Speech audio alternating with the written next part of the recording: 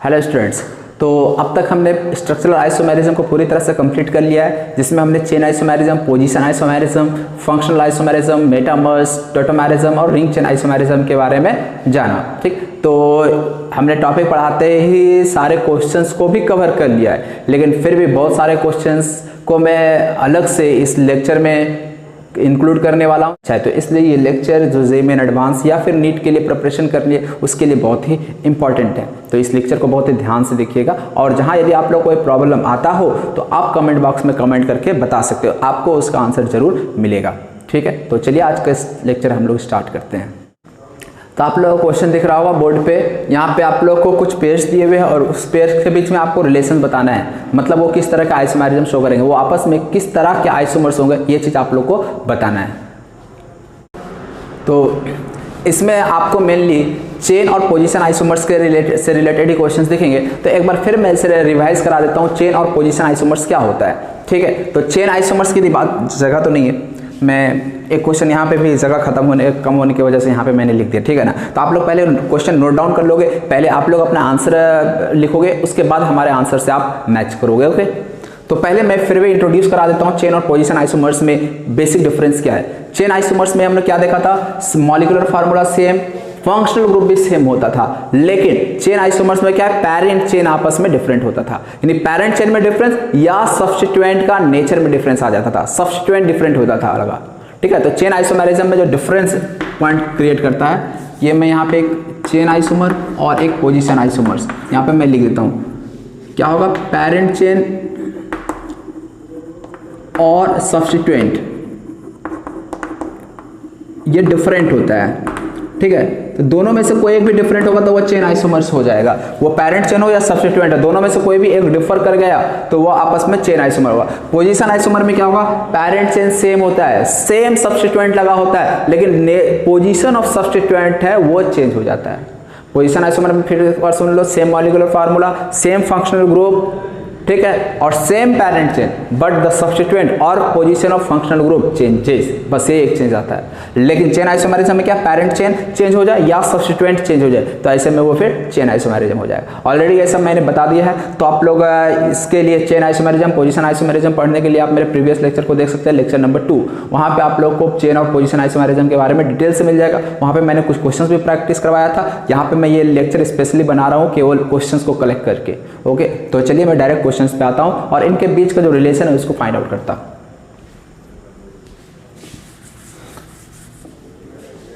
चलिए यहां पे सीधा पहले और दूसरे वाले स्ट्रक्चर में देखेंगे तो यदि पेरेंट चेन, सबसे पहला काम होता है आपका पेरेंट चेन को खोजना। पेरेंट चेन देखा जाए तो 5 कार्बन आइटम का पेरेंट चेन यहाँ पे लगा हुआ दिखेगा। यदि यहाँ पे देखा जाए तो आपको 6 कार्बन आइटम का पेरेंट चेन दिखेगा। और कभी कभी होता है, मान लो कभी कभी ऐसा भी सवाल होता है कि वो आपस में आइसोमर्स हो ही ना, यदि मॉलिक्यूलर फार्मूला चेंज हो गया तो आपस में आइसोमर्स रहेगा ही नहीं, तो कहीं कहीं ये भी चीज़ आपको देखना होता है। तो यहाँ पे number of carbon atom count कर लो, 3 2 5 2 7, यहाँ पे 6 and 1 7, number of carbon atom 7, सही है। ठीक, तो इसलिए इसमें कोई दिक्कत वाली बात नहीं, आइसोमर्स तो है ये आपस में। अब चेन और पोजीशन क्या करेंगे, तो पेरेंट चेन चेंज हो गया, पेरेंट चेन चेंज हो गया, तो ये क्या होगा, आपस में चेन आइसोमर्स होंगे। चलो इस वाले सवाल पे आते हैं। इस वाले सवाल में क्या देख रहे हैं, पेरेंट चेन देखा जाए तो सेम दिख रहा है। ठीक है, दोनों में साइक्लोप्रोपेन ही पेरेंट चेन होगा, लेकिन यहाँ पे सब्स्टिट्यूएंट क्या हो गया, यहाँ पे डाइमिथाइल 1,1 डाइमिथाइल साइक्लोप्रोपेन, और यहाँ पे क्या है, इथाइल साइक्लोप्रोपेन। तो यहाँ पे देख रहे हैं कि पेरेंट चेन तो सेम है, लेकिन सब्स्टिट्यूएंट चेंज हो गया।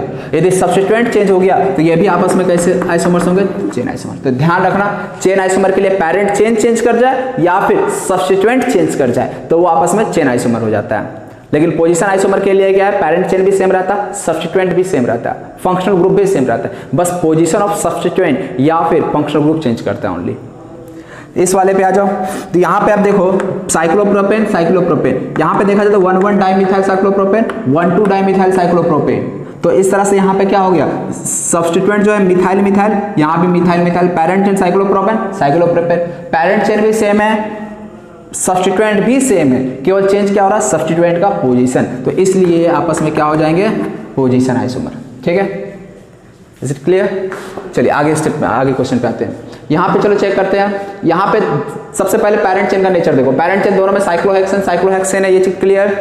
यहाँ पे सब्स्टिट्यूएंट का नेचर को हम लोग नेक्स्ट देखते हैं। सब्स्टिट्यूएंट यहाँ पे एक इथाइल है तो दूसरा मिथाइल है, सब्स्टिट्यूएंट लगा हुआ।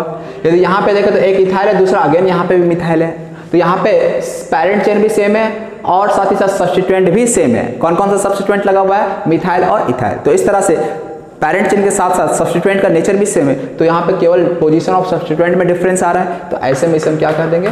पोजीशन आइसोमर कह देंगे। नेक्स्ट सवाल पे आते हैं, इसको मैं कह देता हूँ ए, इसे कह देता हूँ बी और इस वाले को कह देता हूँ सी। देखो जरा ए और बी आपस में क्या है, ए और बी को आपस में चेक करो क्या है। तो ए और बी देखना यार तुम लोग, हो सकता है गलती में इसका पोजीशन मिथाइल का 2 से आपको दिख रहा होगा 3 हो गया, तो ये गलत फहमी है। ये ए और बी आपस में आइडेंटिकल है, A and B are identical structure. Identical को पहचानने का तरीका क्या? आईयूपीएसी नेम लिख लो। यदि आईयूपीएसी नेम सेम रह गया तो वो आइडेंटिकल हो जाएगा। तो यहाँ पे देख लो, इसका हम लोग नेमिंग करेंगे 1 2 3 4 5 6। यदि इसका नेमिंग करना तो 1 2 3 4 5 6। तो यदि इसका आईयूपीएसी नेम लिखे 1 2 4 ट्राइमिथाइल बेंजीन, इसके लिए 1 2 4 ट्राइमिथाइल बेंजीन, दोनों का नाम सेम आ रहा है ना, इसका मतलब ये आइडेंटिकल है। और इसको ऊपर से देखो, इसको नीचे से देखो, तुम्हें सेम स्ट्रक्चर दिख जाएंगे ये आपस में, तो इसलिए वह A and B are identical. यदि मैं ए को सी से कंपेयर करूं तो क्या आएगा? तो ए और सी आपस में क्या हो जाएंगे? पोजीशन आइसोमर, क्योंकि पैरेंट चेन भी सेम है, सब्स्टिट्यूएंट भी सेम है। एमी कहे तो मिथाइल ग्रुप है, तो सब्स्टिट्यूएंट भी सेम है, केवल पोजीशन ऑफ सब्स्टिट्यूएंट वो चेंज कर रहा है, तो इसलिए ए एंड सी क्या हो जाएंगे आपस में?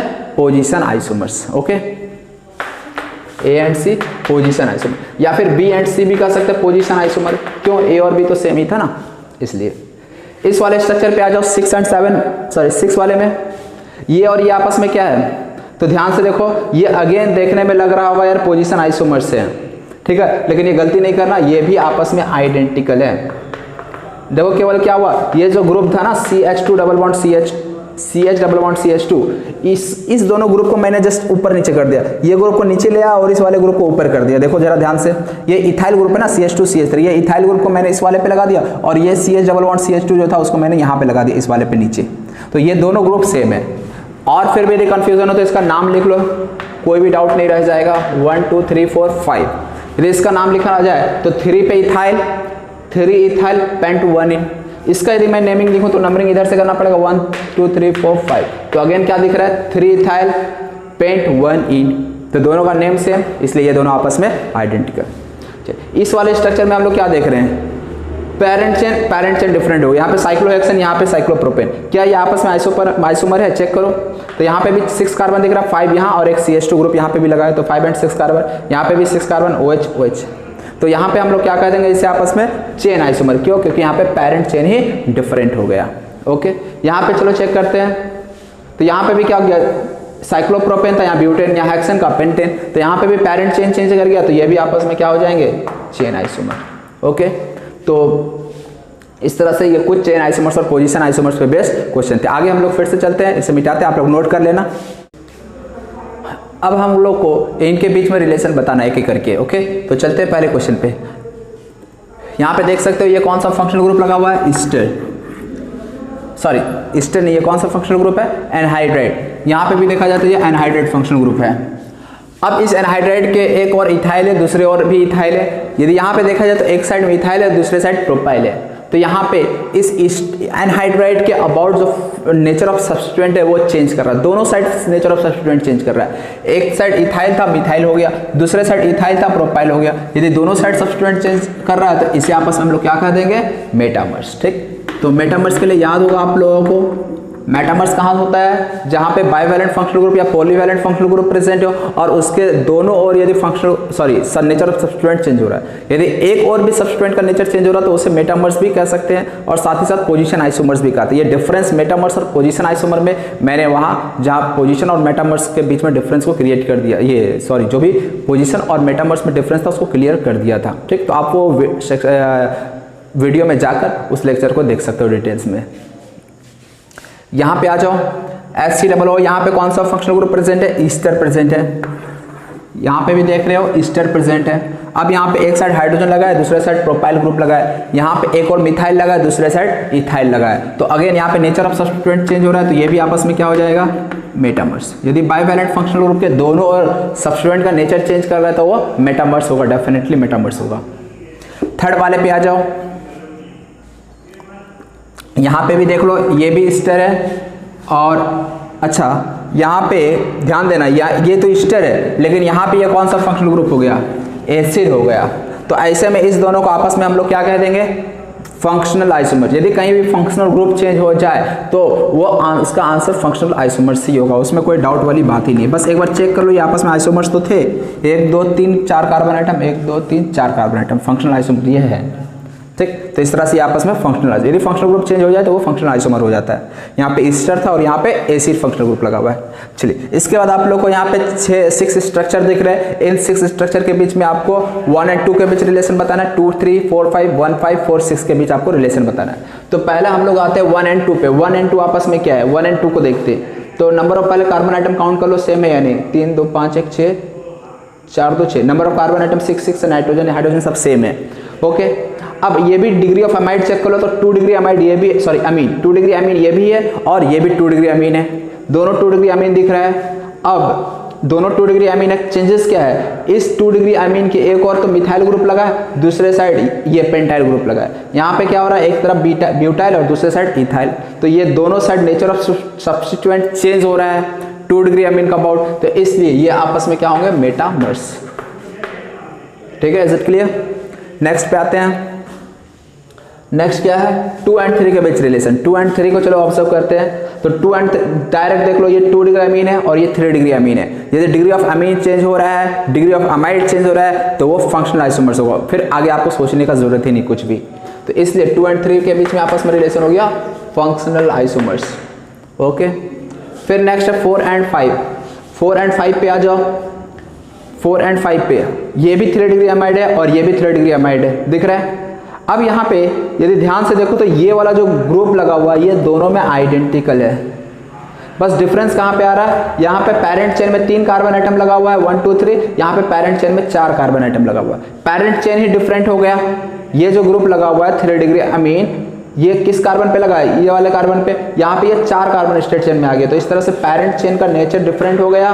तो यदि पेरेंट चेन का नेचर डिफरेंट हो गया तो कौन सा आइसोमर होगा, ये आपस में चेन आइसोमर होगा। तो इसलिए इसके लिए आंसर हो जाएगा चेन आइसोमर। नेक्स्ट 1 और 5 पे आते हैं। 1 और 5 पे, तो 1 और 5 बहुत ही आसान है, ये 2 डिग्री अमीन था और ये देख सकते हो 3 डिग्री अमीन है। यदि 2 डिग्री एंड 3 डिग्री अमीन है तो इनके बीच आपस में रिलेशन हो जाएगा फंक्शनल आइसोमर। लास्ट है 4 और 6 में रिलेशन।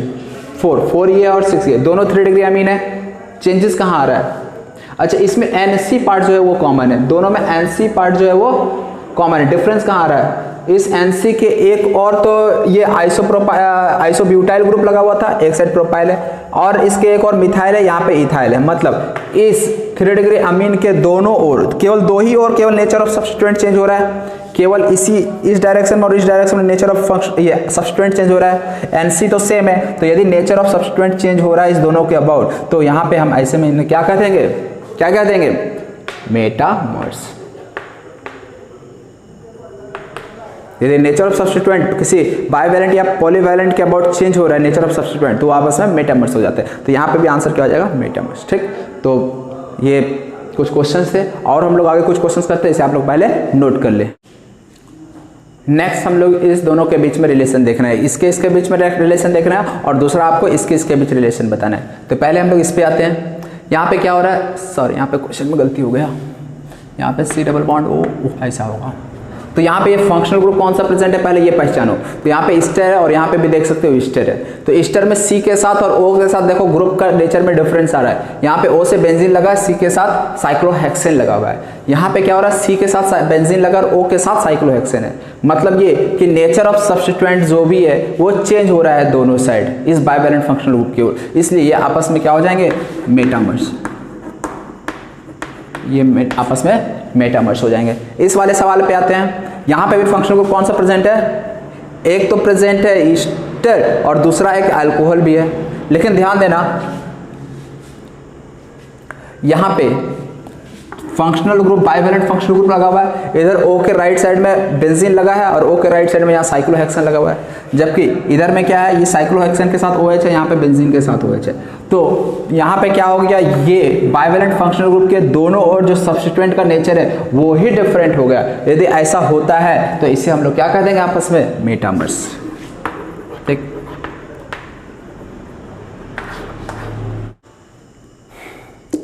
नेक्स्ट अपने पास ये क्वेश्चन है, आपको C6H12 का ऑल पॉसिबल साइक्लिक स्ट्रक्चर बताना है। ठीक, तो आप लोग पहले इस क्वेश्चन को खुद से करो और कमेंट में एक बार इसका आंसर आप लोग जरूर बताना। ओके, चलिए मैं करता हूं। अब आप लोग देखो, सबसे पहले C6H12 है, इसके लिए यदि मैं अल्फा निकालूं तो अल्फा का वैल्यू निकाल लो, कितना होता है 2n1 + 2 - n2 डिवाइडेड बाई 2, तो अल्फा यहां से आ जाएगा 1। सबसे पहले अल्फा क्यों निकालना जरूरी होता है, इससे अपने को आइडिया मिल सके क्या साइकिल स्ट्रक्चर है तो साइकिल के साथ कोई और डबल बॉन्ड, पाई बॉन्ड आएगा या नहीं आएगा, क्या 2 साइकिल हो सकता है या नहीं हो सकता, इसका एक आइडिया अपने को मिल जाता है अल्फा निकालने से। अल्फा क्या होता है, डिग्री ऑफ अनसैचुरेशन या डबल बॉन्ड इक्विवेलेंट। तो चलिए एक एक करके अब हम लोग स्ट्रक्चर ड्रॉ करने की कोशिश करते हैं। सबसे पहले हम बड़े स्ट्रक्चर से ड्रॉ करते हैं। पहला ये हो गया, देख सकते हो अल्फा 1 आ रहा है तो अल्फा 1 है ना, कोई दिक्कत वाली बात नहीं। तो एक 6 मेंबर रिंग हो गया। 5 मेंबर रिंग में आ जाओ, 5 मेंबर रिंग ये हो गया। इसके बाद 4 मेंबर रिंग में आ जाओ। 4 मेंबर रिंग में एक ये हो जाएगा, इसमें 2 कार्बन आएगा, तो 2 कार्बन को मैंने इस तरह से ड्रॉ कर दिया, इथाइल ग्रुप ड्रॉ कर दिया, देख लो 4 और 2 6 कार्बन। इसके बाद क्या इसी साइक्लोब्यूटेन में और भी कोई पॉसिबल स्ट्रक्चर है, बिल्कुल है। क्या और भी कोई पॉसिबल स्ट्रक्चर है, बिल्कुल है। समझ आ रहा है, 4 मेंबर रिंग में और कोई स्ट्रक्चर पॉसिबल है तो कोई दूसरा पॉसिबल स्ट्रक्चर नहीं है। अब हम लोग आगे 3 मेंबर रिंग पे आते हैं। 3 मेंबर रिंग में कितना कार्बन लग रहा है, 3, तो 3 कार्बन को 1 2 3 मैंने पहले ऐसा लगा दिया। और कोई पॉसिबल स्ट्रक्चर है तो यस बिल्कुल है, 1 2 तीसरा मैंने ऐसे लगा दिया। क्या और कोई पॉसिबल स्ट्रक्चर है, बिल्कुल है, तो 1 2 और एक और कार्बन कम पड़ रहा है तो एक कार्बन मैंने ऐसे लगा दिया। क्या और कोई पॉसिबल स्ट्रक्चर है, बिल्कुल है, 1 2 3 मैंने ऐसे लगा दिया। क्या और कोई पॉसिबल स्ट्रक्चर है, तो यस अभी भी पॉसिबल है, एक ऐसा और इस मिथाइल ग्रुप को मैंने इस कार्बन के ऊपर ही लगा दिया। ठीक है, 10। क्या और भी कोई पॉसिबल स्ट्रक्चर दिख रहा है, हाँ साइक्लोब्यूटेन में एक स्ट्रक्चर छूट गया है। साइक्लोब्यूटेन में मिथाइल ग्रुप के साथ 2 मिथाइल ग्रुप एक साथ भी आ सकता है, एक ही कार्बन के ऊपर भी आ सकता है, तो ये स्ट्रक्चर छूटा है। काम करता हूँ मैं यहाँ पे ड्रॉ कर देता हूँ 6 स्ट्रक्चर, ये कर लो ड्रॉ एक ही कार्बन के ऊपर। इसके अलावा तो और कोई साइक्लोब्यूटेन में छूटा है, तो ये 7 हो जाएगा, 8 हो जाएगा, यहाँ 9 हो जाएगा, ये 10 हो जाएगा और ये 11। इसके बाद इसमें एक लास्ट स्ट्रक्चर क्या हो सकता है, 3 कार्बन एटम का, तीनों को आप स्ट्रेट चेन में रख दो, ये भी एक लास्ट स्ट्रक्चर हो जाएगा। तो इस तरह से यहाँ पे टोटल जो पॉसिबल साइक्लिक स्ट्रक्चर होगा C6H12 का वो है 12। कितने स्ट्रक्चर होंगे, 12।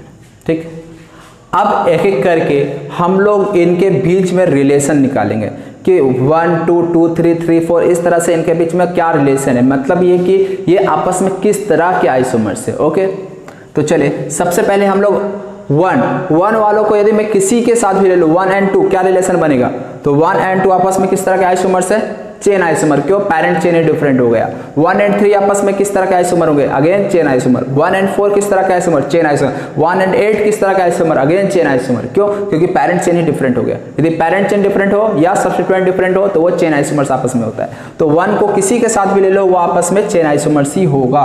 तो 1 and ऑल अदर, तो ये क्या हो जाएगा, चेन आइसोमर्स। चलिए अब नेक्स्ट हम लोग 2 and 3 की बात करें तो ये भी क्या हो जाएगा, 2 and 3 भी आपस में, 2 and 3 भी आपस में चेन आइसोमर। क्यों, पेरेंट चेन डिफरेंट हो जा रहा है। 3 and 4 में बताओ आप लोग क्या होगा, 3 and 4 में क्या रिलेशन आ जाएगा, तो 3 and 4 में कैसा रिलेशन आएगा, पेरेंट चेन तो सेम है लेकिन सब्स्टिट्यूएंट का नेचर डिफरेंट हो गया। यहाँ पे इथाइल ग्रुप लगा है, वहाँ पे मिथाइल लगा, सब्स्टिट्यूएंट चेंज हो गया तो अगेन ये भी क्या होंगे, आपस में चेन आइसोमर होगा। फिर इसी तरह से यदि मैं 3 and 5 की बात करूँ तो अगेन इथाइल और मिथाइल लगा है तो वो भी आपस में चेन आइसोमर होगा। लेकिन मैं 4 and 5 की बात करूँ, 4 and 5, तो 4 and 5 आपस में क्या हो जाएगा, तो 4 and 5 आपस में पोजीशन आइसोमर होगा। क्यों, पेरेंट चेन भी सेम है और सब्स्टिट्यूएंट भी सेम है। यहाँ पे भी मिथाइल मिथाइल लगा, वहाँ पे भी मिथाइल मिथाइल लगा, इसलिए पेरेंट चेन सेम, सब्स्टिट्यूएंट भी सेम, केवल पोजीशन ऑफ सब्स्टिट्यूएंट डिफरेंट हो रहा है, इसलिए वो आपस में पोजीशन आइसोमर। इसी तरह से 6 and 5 में यदि कंपैरिजन करना हो तो 5 and 6 भी आपस में पोजीशन आइसोमर। क्यों, पेरेंट चेन भी सेम है, सब्स्टिट्यूएंट भी सेम है, केवल सब्स्टिट्यूएंट का पोजीशन डिफरेंट है। तो यदि 5 and 6 हो तो ये भी आपस में पोजीशन आइसोमर। चलो, यदि मैं 6 7 को आपस में रिलेट कर दूं तो चेन आइसोमर हो जाएगा। 6 7 या 5 7, ऐसा मैं 6 and 7 लिख दे रहा हूं, ये आपस में चेन आइसोमर होगा। क्यों, 6 वाले में 4 मेंबर रिंग का पेरेंट चेन है साइक्लोब्यूटेन, इसमें साइक्लोप्रोपेन पेरेंट चेन है, parent chain different, chain isomer, सोचना ही नहीं आगे आपको कुछ। 7 and 8 को आपस में देखा जाए तो साइक्लोप्रोपेन पेरेंट चेन सेम है और यहाँ पे भी मिथाइल मिथाइल मिथाइल, यहाँ पे भी तीनों ग्रुप मिथाइल मिथाइल मिथाइल लगा, केवल डिफरेंस किस चीज में आ रहा है, सब्स्टिट्यूएंट का पोजीशन में। इसलिए यदि 7 and 8 देखा जाए तो 7 and 8 क्या हो जाएंगे आपस में, पोजीशन आइसोमर। इसी तरह से 8 and यदि 9 देखा जाए, 8 and 9 तो पेरेंट चेन सेम, एक सब्स्टिट्यूएंट तो सेम है लेकिन दूसरा सब्स्टिट्यूएंट डिफरेंट है, यहाँ पे नेचर ऑफ सब्स्टिट्यूएंट चेंज कर गया, इसलिए 8 and 9 आपस में हो जाएंगे क्या, चेन आइसोमर। ठीक है ना, 8 and 9 आपस में क्या होगा, चेन। लेकिन 9 and 10 को यदि देखा जाए तो 9 and 10 आपस में क्या हो जाएगा, इथाइल और मिथाइल, यहाँ पे भी इथाइल और मिथाइल साइक्लोप्रोपेन दोनों में है, तो इस तरह से केवल पोजीशन ऑफ सब्स्टिट्यूएंट चेंज हो रहा है, तो ये आपस में क्या हो जाएगा, पोजीशन आइसोमर। 10 and 11 में देखा जाए तो 10 and 11 में क्या होगा, इथाइल मिथाइल लगा, यहाँ पे एक ही सब्स्टिट्यूएंट लगा और वो भी आइसोप्रोपाइल ग्रुप, तो इस तरह से 10 and 11 आपस में क्या हो जाएंगे, 10 and 11 चेन आइसोमर। क्यों, क्योंकि ये आपस में केवल सब्स्टिट्यूएंट का नेचर डिफरेंट हो रहा है। 11 and 12 को देखा जाए, यहाँ पे आइसोप्रोपाइल था और यहाँ पे क्या हो गया, propyl group, simply normal propyl group लगा हुआ है as a substituent, nature of substituent change कर गया, अगेन आंसर क्या हो जाएगा, चेन आइसोमर। 11 and 12 यदि देखा जाए तो ये भी चेन आइसोमर। ओके, तो इस तरह से C6H12 के 12 स्ट्रक्चर पॉसिबल थे और इनमें यदि रिलेशन एक करके फाइंड आउट करें तो ये इनके बीच का। नेक्स्ट एक छोटा सा टॉपिक मैं इसी लेक्चर में कवर कर दे रहा हूँ, मोनोक्लोरिनेशन।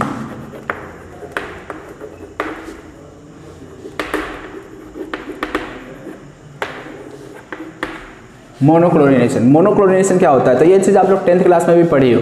मोनोक्लोरिनेशन, जब भी किसी एल्केन का हम लोग Cl2 और लाइट के प्रेजेंस में रिएक्शन कराते हैं तो हाइड्रोजन जो है वो क्लोरीन के द्वारा रिप्लेस हो जाता है, इसी प्रोसेस को मोनोक्लोरिनेशन प्रोसेस कहते हैं। ठीक है, कोई यदि एल्केन है, इसका यदि मैं रिएक्शन करा दूँ Cl2 in the presence of UV light और लाइट, सिंपली ऐसा लिखा जाता है, तो इस वाले रिएक्शन में क्या होता है, HCl जो है वो H को रिप्लेस कर देता है, तो एक Cl H को रिप्लेस करके RCl बना देता है, प्लस यहाँ से HCl बन देता है। इस रिएक्शन को कहते हैं सब्स्टिट्यूशन रिएक्शन। ये चीज़ आप लोग 10th में ही पढ़े होंगे।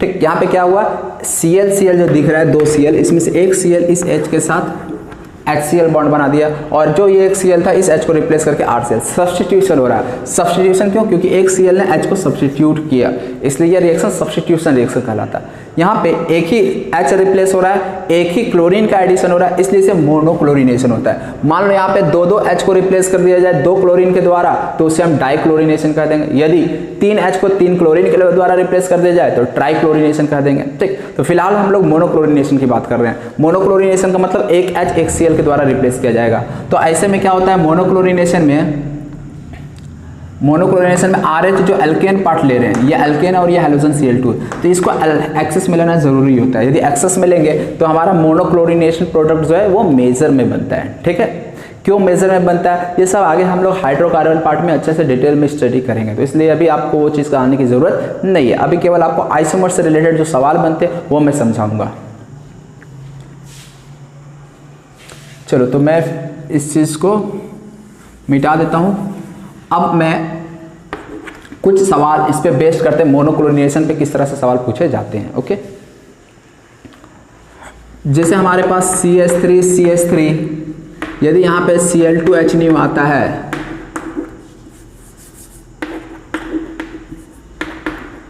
H न्यू, यहाँ पे प्रोडक्ट क्या बनेगा, तो प्रोडक्ट क्या बनाएंगे, Cl को H से रिप्लेस कर देंगे, सॉरी H को किससे रिप्लेस कर देंगे, Cl से रिप्लेस कर देंगे, तो यहाँ पे क्या बन जाएगा CH3CH2Cl, यानी हमने एक H को Cl बना दिया। क्या अब किसी और हाइड्रोजन को यदि मैं Cl के द्वारा रिप्लेस करूँ तो क्या हमें कोई डिफरेंट प्रोडक्ट मिलने वाला है, तो आंसर इज नो। किसी भी हाइड्रोजन को हटाओ तो मैं यही प्रोडक्ट मिलने वाला है। ठीक, मान लो तुम्हें ये वाला हाइड्रोजन हटाने का मन कर रहा है, इच्छा हो रही है, तो इस वाले हाइड्रोजन को हटा के देखो, अगेन ये स्ट्रक्चर सेम है, ठीक है ना। अब ये मैं बताऊंगा नहीं कैसे। तो इस तरह से यहाँ पे कितना मोनोक्लोरो डेरिवेटिव प्रोडक्ट बन रहा है, इसी को हम लोग कहते हैं मोनोक्लोरो डेरिवेटिव प्रोडक्ट। तो कभी कभी ऐसा भी सवाल पूछा जाता है, how many monochloro derivative products are formed in this reaction. तो यहाँ पे यदि हम बात करें तो मोनोक्लोरो डेरिवेटिव प्रोडक्ट कितना बन रहा है, मोनोक्लोरो डेरिवेटिव प्रोडक्ट, ये पीडीटी का तो प्रोडक्ट है, तो मोनोक्लोरो डेरिवेटिव प्रोडक्ट कितना बन रहा है, ओनली 1। चलिए और एक दो देखता हूं मैं, CH3 CH2 CH3 same Cl2H नहीं हुआ, यहाँ पे कितना मोनोक्लोरो डेरिवेटिव प्रोडक्ट मिलेगा, आंसर इज 2। एक तो इस वाले या इस वाले हाइड्रोजन को हटा दो तो एक प्रोडक्ट मिल जाएगा CH3 CH2 CH2 Cl, तो मैंने एक टर्मिनल से हटा दिया। दूसरा हाइड्रोजन मैं इस बीच वाले हाइड्रोजन को भी रिप्लेस कर सकता हूँ, ऐसा करो तो ये H वाला रिप्लेस हो जाएगा Cl से, तो इस तरह से क्या हो जाएगा CH3 CHCl CH3, यहाँ से कितना प्रोडक्ट मिला हमें, 2 प्रोडक्ट मिला। इसी तरह से यदि मैं साइक्लोब्यूटेन ले लूँ 1 2 3 4, यहाँ पे भी यदि क्लोरीनेशन करवाएं तो यहाँ पे भी हमें कितना प्रोडक्ट मिलने वाला है, एक तो इस टर्मिनल वाले कार्बन से हाइड्रोजन को निकाल दो, सब्स्टिट्यूट कर दो, और दूसरा इस वाले से रिप्लेस कर दो, यहाँ पे भी हमें कितना प्रोडक्ट मिलेगा, 2 प्रोडक्ट मिलेगा। ओके चलिए, यदि साइक्लोप्रोपेन में क्लोरीनेशन करवाता हूँ तो कितना प्रोडक्ट हमें मिलने वाला है, तो only 1 product will be formed. कोई भी एक जगह से Cl हाइड्रोजन को रिप्लेस कर दो। यदि ऐसा है, इसमें यदि क्लोरीनेशन करवाऊं मिथाइल साइक्लोप्रोपेन में तो कितना प्रोडक्ट मिलेगा, तो ध्यान दो, जहां जहां हाइड्रोजन होता है वहां वहां का हाइड्रोजन रिप्लेस हो जाता है क्लोरीन से। ओके, तो ये मैं मिटा देता हूं, इसको इधर ही मैं बताता हूं।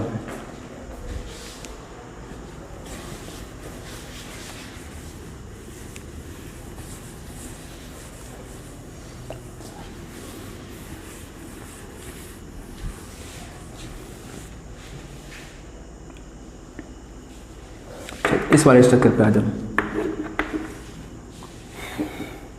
तो यहाँ पे क्या होगा, यहाँ पे देखो, यदि देखो ध्यान से, तो यहाँ पे CH3 था, यहाँ पे एक हाइड्रोजन रहा था, यहाँ पे 2 हाइड्रोजन, यहाँ पे भी 2 हाइड्रोजन। आपको बस ध्यान देना कि कहाँ कहाँ हाइड्रोजन प्रेजेंट है। तो यहाँ पे हाइड्रोजन एक प्रेजेंट है, तो इस वाले हाइड्रोजन को हटाऊँ तो यहाँ पे CH2Cl एक स्ट्रक्चर।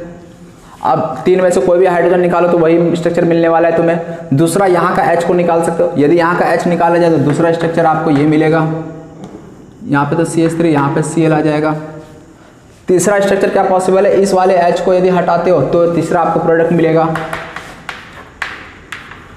अब यहाँ से हाइड्रोजन निकालो या यहाँ से हाइड्रोजन निकालो, फिर बात बराबर हो जाता है। तो इस वाले स्ट्रक्चर से कितना मोनोक्लोरो डेरिवेटिव प्रोडक्ट मिला, ओनली 3, 1 2 3, ये 3 मोनोक्लोरो डेरिवेटिव प्रोडक्ट मिला। मोनोक्लोरो डेरिवेटिव क्यों कर रहे हैं, क्योंकि एक ही क्लोरीन को रिप्लेस किया जा रहा है, एक ही हाइड्रोजन को रिप्लेस किया जा रहा है, इसलिए यहाँ पे मोनोक्लोरो डेरिवेटिव प्रोडक्ट मिल रहा है। चलिए अच्छा, यदि ये Cl लगा हुआ है तो कितना आपको मोनोक्लोरो डेरिवेटिव प्रोडक्ट मिलेगा, तो अगेन देख लेते हैं कितना मिलने वाला है। यहाँ से पहले तो यहाँ पे एक हाइड्रोजन यहाँ से रिप्लेस करो, दूसरा यहाँ वाला हाइड्रोजन, यहाँ पे भी एक हाइड्रोजन लगा हुआ, यहाँ से भी रिप्लेस कर सकते हैं। तीसरा यहाँ वाला CH को भी रिप्लेस कर सकते हैं, यदि यहाँ से रिप्लेस करिए, क्या यहाँ से भी रिप्लेस किया जा सकता है, यस बिल्कुल किया जा सकता है। तो यहाँ से आपको चौथा, अब यहाँ से रिप्लेस नहीं करना, तो इस तरह से यहाँ पे कितना मोनोक्लोरो डेरिवेटिव प्रोडक्ट ऑब्टेन होगा, तो आंसर इज 4। ठीक, तो इस तरह से हम लोग मोनोक्लोरो डेरिवेटिव फॉर्म करते हैं। ओके, एक क्वेश्चन आप लोग लिखो, इसका जवाब आप लोग को बताना है।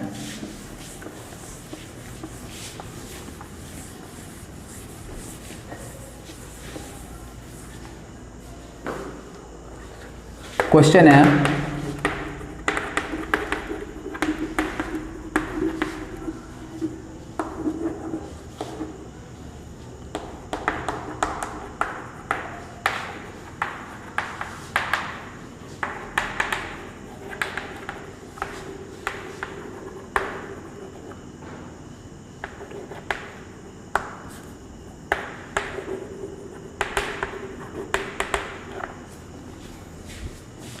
तो सवाल ये है कि right the structure of C5H12 which give single monochloro derivative. मतलब कि आपको C5H12 का वो स्ट्रक्चर ड्रॉ करना है जिससे एक ही मोनोक्लोरो डेरिवेटिव प्रोडक्ट मिले।